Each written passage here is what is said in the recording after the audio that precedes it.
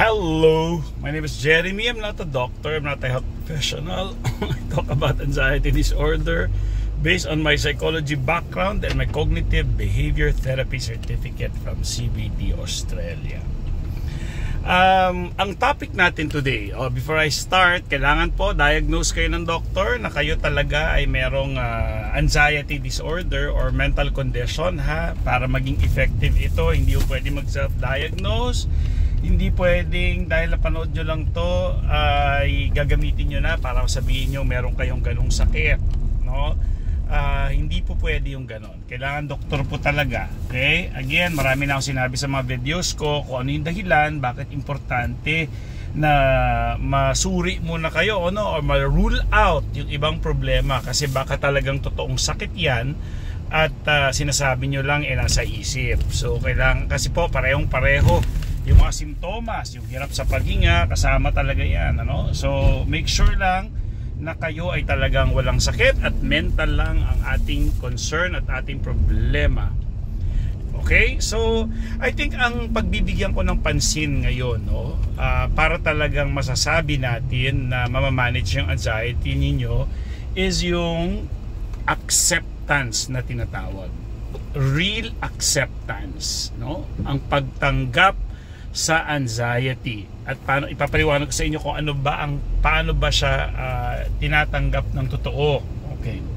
Una, kung tinatanggap mong totoo, no, ang anxiety, meron kang real acceptance sa anxiety, hindi ka na matatakot. 'Yun ang basehan nun. Kung ikaw ay may takot pa rin, ibig sabihin nun, wala pa kayong real acceptance. Okay? So, para maintindihan ito, no, sa mga bagong viewers, no, ang pina-explain ko kung paano i-manage yung mga simptomas, yung mga hirap sa paghinga nyo, paninigas ng mga muscles, at kung ano-ano pang mga takot na nasa isip ninyo. No? Okay? So, lahat, ang anxiety nagbumula sa takot, sa fear. Okay? Sa fear, sa takot. Yung takot na hindi mo alam kung ano nangyayari sa'yo, yung takot na sa ideya na panghabang buhay na ba yan, hindi na ba gagaling, yung takot na dahil sa hindi mo alam yung nangyayari sa'yo, na baka sinasabi mo sa sarili mo, baka baliw na ako, may mga ganun kang sinasabi, no? Mga sa isip mo. So may takot. Okay? Kapag may takot, lalabas ang anxiety symptoms. Automatic yun, normal yun, no? Hindi yun makabago, hindi yun kakaiba. Science yun, automatic. Kapag may takot, lalabas yung mga simptomas ng fight, flight, freeze response ng katawan sa danger. Okay, gawa yan ng adrenaline na chemical ng katawan ninyo. So lahat ng simptomas na lumalabas sa inyo ay gawa ng adrenaline. Yung mga paninigas ng mga muscles, mabilis na pagtakbo ng isip, hirap sa paghinga, paninikip ng dibdib, etc. At kung ano-ano pa, no? So yun, kailangan para ma-manage siya, dapat may real acceptance. Okay? So ano bang real acceptance? Yun na nga, sinasabi ko na malalaman mo yon kung may real acceptance ka kapag nawala na yung pangil, no, o yung kagat ng anxiety sa inyo. Hindi kayo natatakot na basta-basta. Real acceptance. Okay? Pero kasi hindi rin siya ganun kadali na magkaroon kayo ng real acceptance kasi nga yung isip natin magsasabi siya ng what if, paano kung totoo, paano kung ganito, paano, may mga ganun pa rin yung isip natin. Okay? But baback upan natin siya ng mga ebidensya kung totoo hindi, kasi ang taong may sakit, it's either gumaling siya or lalala yung kanyang sakit. So, halimbawa, kunyari, hindi mo naabutan yung dengue. Dengue yun, may lagnat ka, at kung ano-ano pang symptoms ng dengue, diba? Kung hindi mo siya yung white blood cells mo tataas, no? So, pag hindi mo siya nagapan, pwedeng ikamatay mo kasi may dengue ka. Okay? So, ibig ko sabihin, ang sakit kapag totoong sakit kapag pinabayaan mo, lalala. Or pwede rin naman nagpahinga ka lang at natulog, yung trangkaso mo gagaling kasi viral lang siya, talagang lilipas din siya, no? So kung titingnan ninyo ang sakit, dapat it's either lalala siya or gagaling. lalala, gagamutin, mawawala. Or kusa lang siya mawawala. Okay? Ganun ang sakit. Ngayon, ilang taon na kayo nakakaramdam ng ganyan? Ano nangyayari sa sakit nyo? Ganyan lang? Stagnated? Forever na ganyan? So hindi siya lumalala, hindi siya gumagaling. So yun na yun, no? Klaro na basihan na yun na it's just anxiety. Yung sarili mo lang na pag-i-interpret doon sa nararamdaman mo, kaya ka natatakot, at dahil natatakot ka, lumalabas yung simptomas. Ganun lang siya kasimple, no? Sabi ko nga sa inyo, sa akin madali ko na lang sabihin kasi maalam na ako, alam ko na yung anxiety, kilala ko na siya. Parang yung GERD ko, kilala ko na rin siya. Pero ba't ko ba sinasabi to? Kasi malalaman nyo lang yon kapag puno na kayo ng kaalaman. Okay? Pero kung kulang kayo sa kaalaman, syempre nandun pa rin yung ano ito, hindi mo naiintindihan eh. So para magkaroon ka ng real acceptance, dapat may kaalaman at merong understanding na naiintindihan mo. Halimbawa ako, sasampulan ko lang kayo ha. Yung GERD, ang sakit sa dibdib niyan. Parang heart attack yung GERD, no? Pero actually hindi yung GERD ang nagpapa-anxiety sa inyo per se, no? Hindi siya directly ang problema. Ang problema sa GERD ay yung interpretation ninyo sa kanyang simptomas. So halimbawa, sa akin, kadalasan pa ito masakit. Habang natutulog ako, bigla ako magigising, ang sakit ng dibdib ko. Hirap ako makahinga. Ang hapdi, ang sakit. May panahon dati na siguro kung bibilangin ko, no, na dahil sa GERD ako yung nagpa-ER, kung bibilangin ko, siguro mga nakadalawa-tatlong ER ako ng madaling araw. Kasi yung sakit ng dibdib ko talagang masakit at hirap pa akong huminga. So, yun, ER ako. Tapos sasabihin lang ng doktor, wala namang problema sa puso. Kasi ang puso, aside from ECG, meron silang i-check na sa dugo, no, may membrane na lumalabas kapag ang tao nag-heart attack, no. Inilalabas talaga yun ng yung chemical na yun lumalabas para iligtas ka actually. At doon nakikita ng doktor na nag-heart attack itong tao to. So may mga ganun akong test, no. So walang heart attack. Pero hindi naman madalas yung ER ko. Ibig sabihin may pagitan. Taon din naman yung pagitan nung nagpa-ER ako. Okay? Ganun lang yon. So dahil hindi ko naintindihan na GERD lang siya, may takot ako. Ang nasa isip ko, heart attack. So dahil nasa isip ko heart attack, grabe nervyos ko ngayon. Halos humiwala yung kaluluwa ko sa katawan ko. Parang ganun. Ito na to, heart attack na to. Boom, boom, boom. O, ER. Ganun. Dahil hindi ko naintindihan at wala akong kaalaman sa GERD. Ngayon, base na rin sa ebidensya ko, ilang beses. Ngayon, pag sumasakit dibdib ko, walang kakwenta-kwenta sa akin. Pag sumakit dibdib ko, sakit na naman ang dibdib ko. Kakainis yung sakit. O sige, ang gagawin ko, kahit nakakatamad, minsan nga tinitiis ko nakakatamad, pupunta ako ng kusina, kuha ako ng tubig, lalagukan ko ng malaking tubig para ma-flush out yung acid na umakyat sa dibdib ko. Kadalasan, effective. Minsan, babalik ako sa kama, maya-maya nandiyan na naman, siguro talaga mataas yung acid ko. Kadalasan yan, nangyayari sa akin yan, kakain ako ng steak sa gabi, or magbubuffet ako sa gabi, or nagtsokolate ako, or nag-dairy ako, yung parang naggatas ako, or nag-juice ako na acidic, ay asahan mo sa gabi, pagtulog ko, aakyatan yan. Okay. So, hindi yung GERD actually ang nagbibigay sa iyo ng anxiety, kundi ang interpretation mo. Diba? So ngayon, paano ko mapapatunayan 'yon? Ngayon, tingnan mo. Pag sumasakit yung dibdib ko, wala akong panic. Hindi ako miserable, hindi ako takot. Pag sumasakit yung dibdib ko, yan na naman yung GERD. Sige na nga. Pag kaya kong tiisin pa, tutulog ko na lang, nakatamad uminom ng tubig. Aakyat pa ako maya, mawala pa yung antok ko. Minsan matitiis ko, pero minsan talagang sa sobrang sakit niya, hindi ko matitiis. Talagang mapapatayo ako at iinom ako ng tubig. Pagkainom ko ng tubig, minsan nafa-flash out, minsan babalik ulit. Siguro mga 3 beses pa ako iinom niyan. Hindi ako uminom ng gamot ngayon kasi alam ko na siya. Kilala ko na yung katawan ko. Maganda rin yun dahil sa kakilala ko na yung katawan ko, ganun lang ginagawa ko, nawawala siya. Nafa-flash out ko lang talaga yung acid. Tandaan nyo, iba-iba tayo ng katawan ha. Dahil ako, kilala ko na siya, alam ko na yung GERD, wala akong nervyos, hindi lumalabas yung fight, flight, freeze sa katawan ko. Naintindihan ninyo? So, dahil naintindihan ko yung GERD. Pero kayo, dahil hindi nyo kilala pa siguro yung GERD, hindi nyo pa naintindihan, wala kayong acceptance na GERD lang ito, then talagang lalabas yung anxiety ninyo. Naintindihan? Ang klaro-klaro niyan, ang linaw-linaw niyan, ang linis-linis ng pagkakapaliwanag ko dyan. Pero, wag kakampante na GERD lang yan. Kailangan talaga na check muna kayo ng doktor na wala kayong problema sa puso. Talagang wala kayong sakit, kundi GERD lang.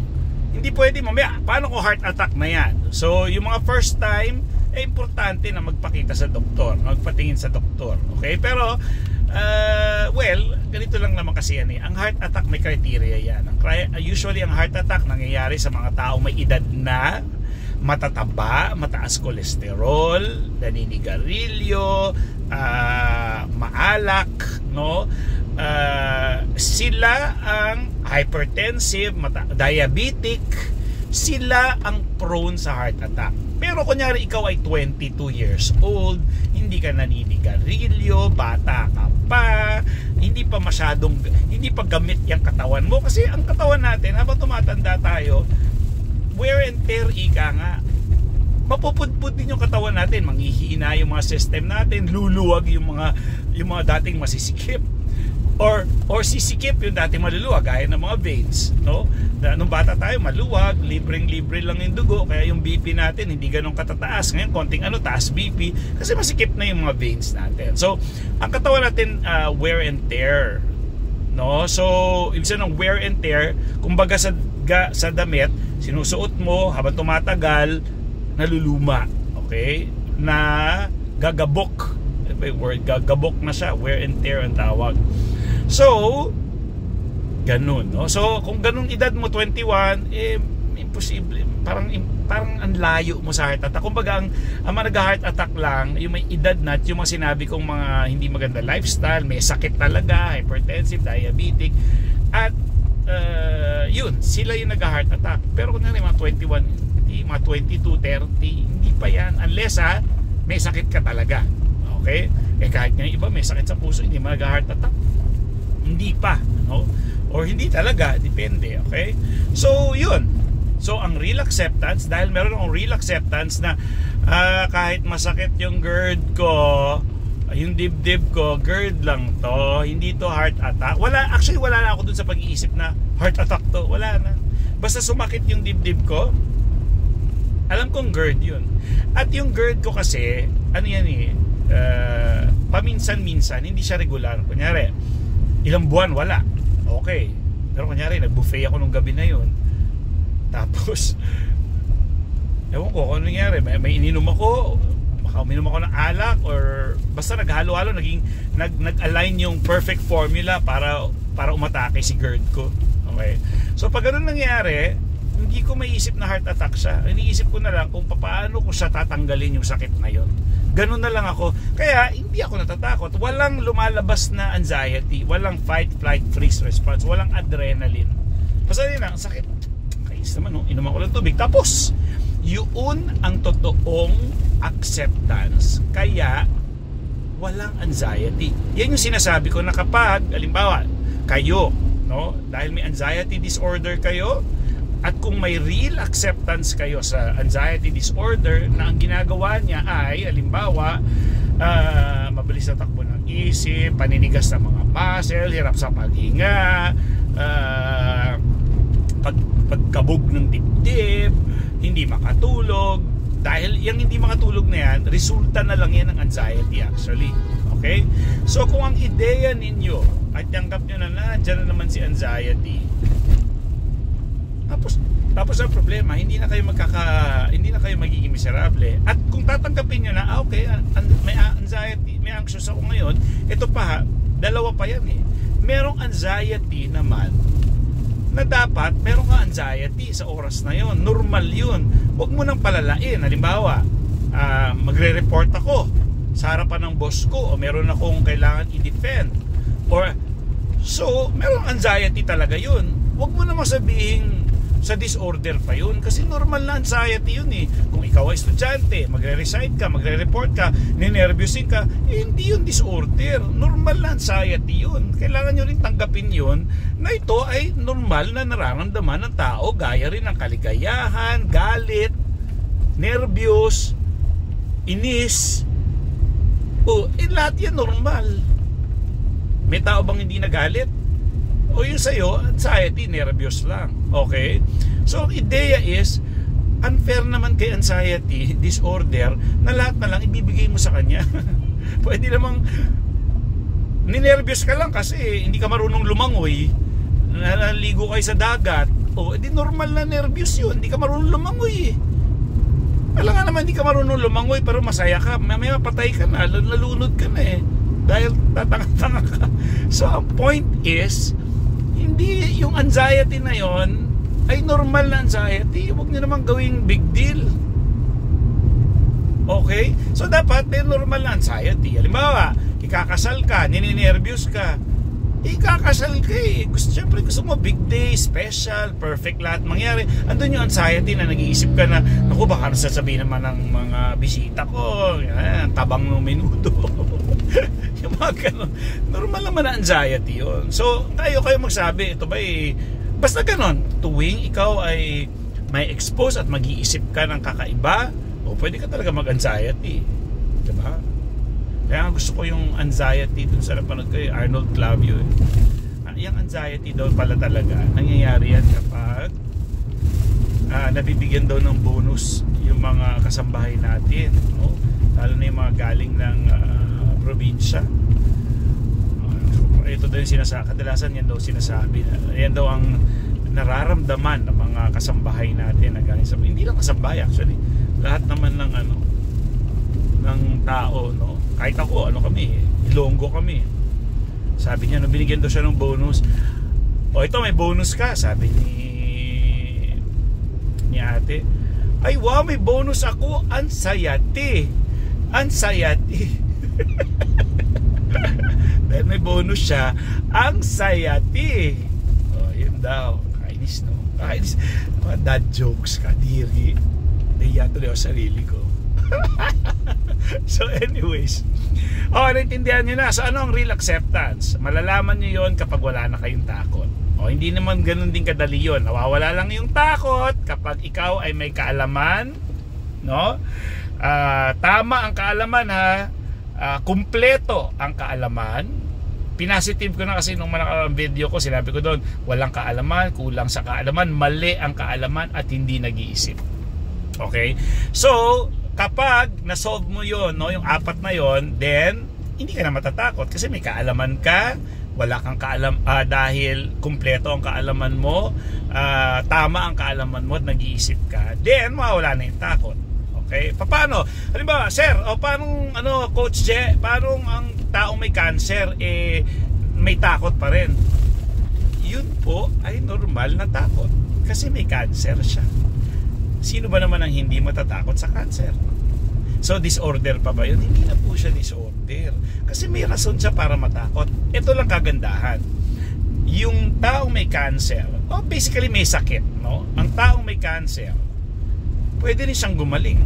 So yung kaalaman na tama, like say for example, ang cancer mo 99% dyan pwedeng gumaling base sa science. Kunwari lang 99%.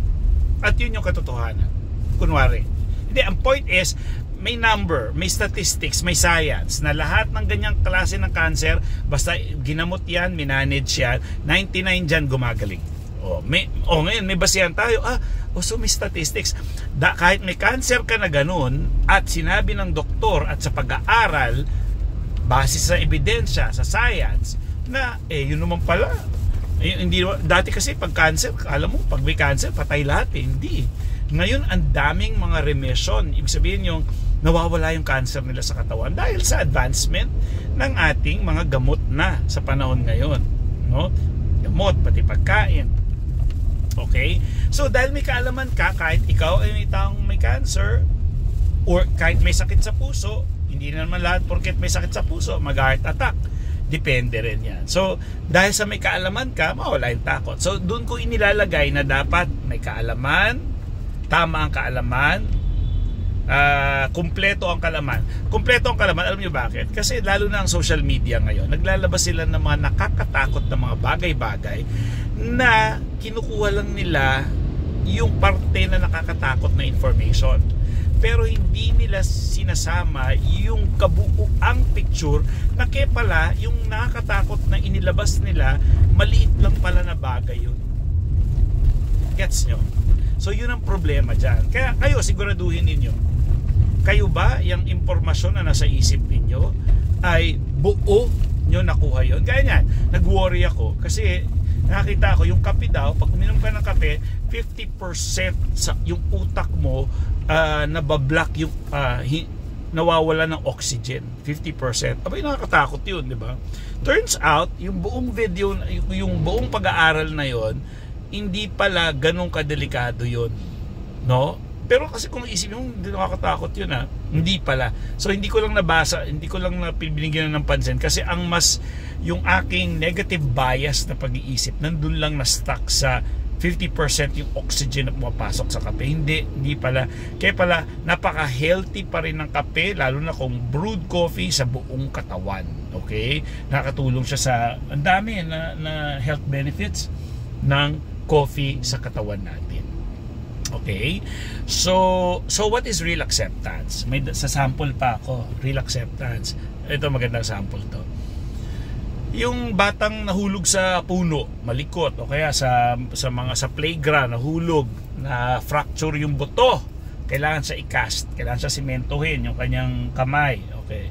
Yung bata, imagine niyo yung reaction ng batang nalaglag at napakasakit ng braso niya. Iyak siya, di ba?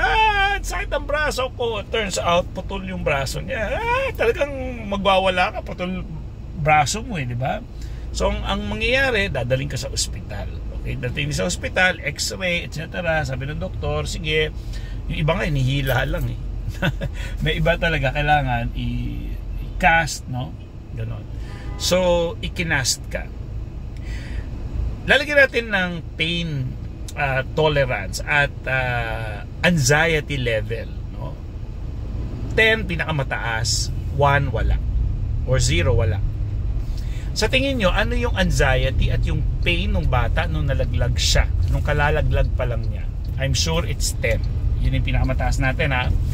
Okay, ngayon, kinast na siya. Sabi ng doktor sa kanya, gagaling ka na. So ano kaya yung anxiety niya and pain? Malamang 9 na lang kasi nakakast na siya eh. Sinabi ng doktor, gagaling na yan after 3-4 weeks. Okay, ganun, okay. Cast. So sa tingin niyo, ano yung pain ng bata na yon sa bahay habang nagpapahinga? Nasa 10 pa rin ba? Or nasa 9 pa rin ba? Siguro, siguro mga after a week, nasa 7 na lang.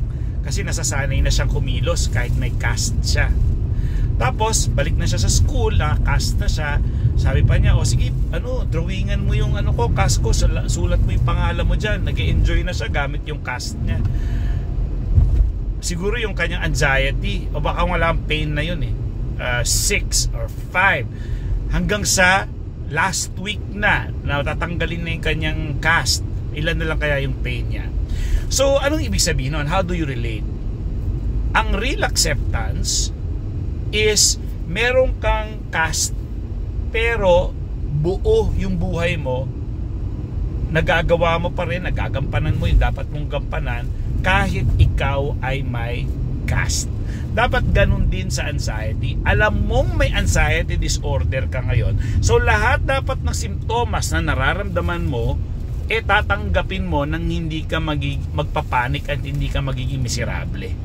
Kasi alam mong may anxiety disorder ka, na ang anxiety disorder ay gumagawa ng hirap sa paghinga, paninigas ng muscle, pagkahilo, pagkalabo ng mata, nawawala, nagdi-depersonalization, nagdi-derealization, sumasakit ang dibdib, hindi maabot yung hininga.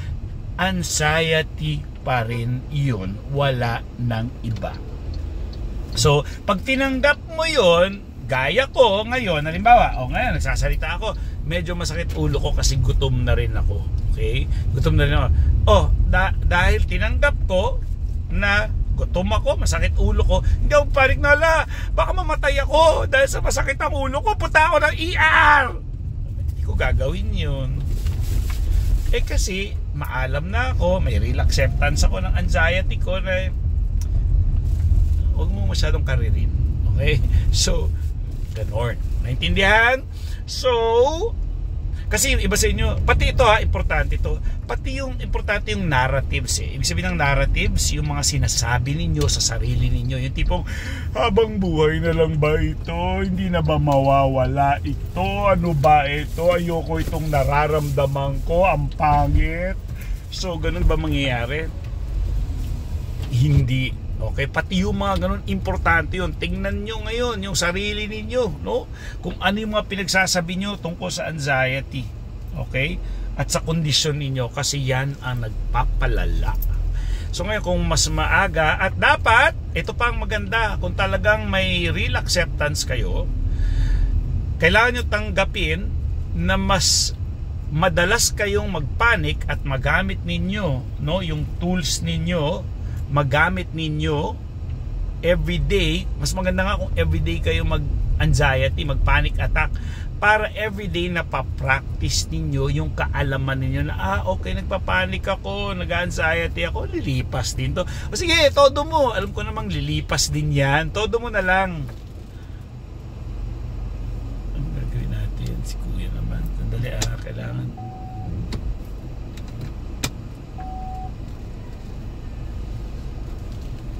Sige, tayo na lang umatras. Kasi si kuya tatanga-tanga. Talagang pakala mo one way lang yung dadaanan niya.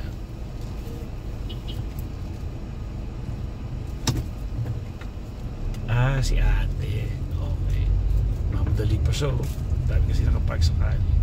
Anyways, no? So, nasa na tayo?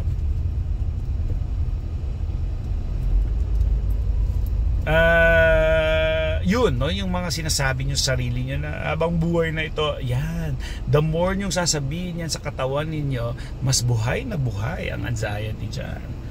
Ang pagkain ng anxiety ay yung mga takot na ibinubuo nyo sa sarili ninyo na hindi naman scientific. Kasi alam nyo mangyari dyan, eventually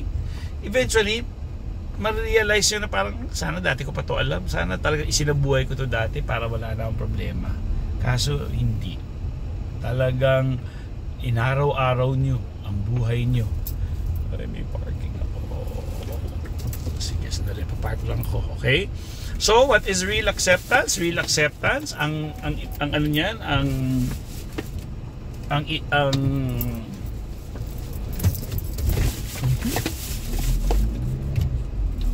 sorry. Masyadong kasi mali naman yung ginapa ako. Isip mo muna. Balik muna ako. Okay? So yun ano. By the way kung gusto niyo kausapin, pwede kayo mag-message sa Anxiety Disorder Philippines Facebook. Malalaman yung akin, yung Facebook na yun, kasi makita niyo naman yung mukha ko dun. Anxiety Disorder Philippines. Tanong, may bayad? Bigay. Ayokong sabihin na bayad, no? Ganun talaga kasi ako'y kakainin yung oras ko na dapat ako'y kumikita, nagtatrabaho, tumigil ako sa kumikita ako kasi kinakausap kita. So kasama yon ano. Yun, may bayad. Ngayon, ang tanong, mahal talaga ang cognitive behavior therapy, yung ginagamit kong therapy. Actually, sa Australia pa ako nag-aral Sa totoo lang, nag-eroplano ako, tumira ako doon para mag-aral lang niya. So mahal talaga, sa totoo lang, no? So, pero dahil sa ako'y tumutulong, hindi ganun kamahal. In fact, ang dami ko followers dyan ng mga panda rider, construction worker. Pero ibigay na natin sa kanila yun. Kung kaya mo magbayad ng tamang bayad, ibigay mo na. Pero kunyari, alam mo, delivery guy ka, or kasambahay ka na kailangan mo ng tulong, pwede kitang tulungan dyan, no? Ganon. Kaya hindi man pera-pera ito, yung fulfillment ko is pagtulong. Pero yung mga tao naman na, halimbawa, may mga trabaho naman kayo, Tapos isipin niyo na lang kung kayo yung halimbawa abogado ka, nag-aral ka, no? Abogado ka, tapos bayaran ka ng 500, okay lang ba sa iyo 'yun, 'di ba? So ganun. Ibigay na natin doon sa mga taong nangangailangan talaga ng tulong. Pero kung ikaw naman kung tatrabaho ka, ibigay mo na lang yung fair na ibibigay sa isang professional, no? Sa isang expert, ika nga. Sa isang expert. Ganun, no? So with that, maraming salamat. Bye!